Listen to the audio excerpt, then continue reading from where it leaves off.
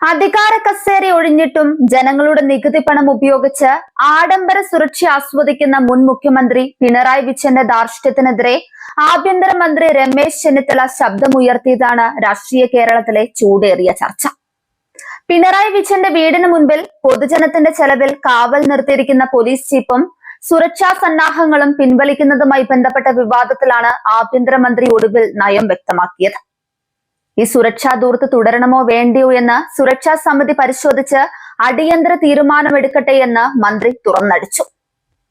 മുൻ മുഖ്യമന്ത്രി ഉമ്മൻചാണ്ടിയുടെ അനുസ്മരണ ചടങ്ങിൽ പങ്കെടുത്ത് സംസാരിക്കുമ്പോഴാണ് പിണറായി വിജയന്റെ ഈ അനാവശ്യ സുരക്ഷാ ദൂർത്തിനെതിരെ മന്ത്രി പരോക്ഷ പ്രതികരണം നടത്തിയത്.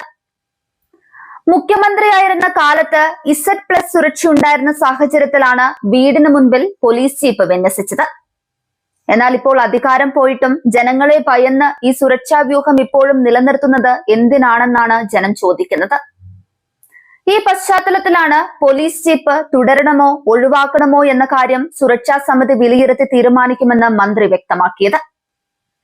ജനങ്ങളുടെ പണം ഇത്തരം അനാവശ്യ കാര്യങ്ങൾക്ക് ദൂർത്തടിക്കാൻ അനുവദിക്കില്ലെന്ന സൂചനയാണ് ആഭ്യന്തരമന്ത്രി ഇതിലൂടെ നൽകുന്നത്. ജനവിരുദ്ധ നിലപാടുകൾ കാരണം ജനങ്ങളെ അഭിമുഖീകരിക്കാൻ ഭയമുള്ളത് കൊണ്ടാണോ പിണറായി വിജയൻ ഇപ്പോഴും പോലീസിനെ കാവൽ നിർത്തിയിരിക്കുന്നതെന്ന ചോദ്യം രാഷ്ട്രീയ കേന്ദ്രങ്ങളിൽ ഇതിനകം ഉയർന്നു കഴിഞ്ഞു. ഒരു വശത്ത് ഇത്തരത്തിൽ സുരക്ഷാ ദൂർത്ത് നടക്കുമ്പോൾ മറുവശത്ത് സംസ്ഥാനത്തെ പോലീസ് സംവിധാനത്തെ നവീകരിക്കാനുള്ള തീവ്ര ശ്രമത്തിലാണ് നിലവിലെ മന്ത്രാലയം. ഭരണകാലത്ത് ജനങ്ങളെ ദുരിതത്തിലാഴ്ത്തുകയും അധികാരം ഒഴിഞ്ഞിട്ടും ജനങ്ങളുടെ നികുതി പണം ഉപയോഗിച്ച് സുഖലോലുപതിയും ആഡംബര സുരക്ഷയും ആസ്വദിക്കാൻ നോക്കുന്ന പിണറായി വിജയന്റെ ഈ നിലപാട് ജനാധിപത്യത്തോട് തന്നെയുള്ള വെല്ലുവിളിയാണ്. കോടികളുടെ കടക്കണിയിൽ സംസ്ഥാനം ശ്വാസം മുട്ടുമ്പോഴും സ്വന്തം വീട്ടുപടിക്കൽ പോലീസിനെ കാവൽ നിർത്തി ഖജനാവ് മുടിപ്പിക്കുന്ന ഈ ധാർഷ്ട്യം കേരളത്തിലെ ജനങ്ങൾ തിരിച്ചറിയുന്നുണ്ട്.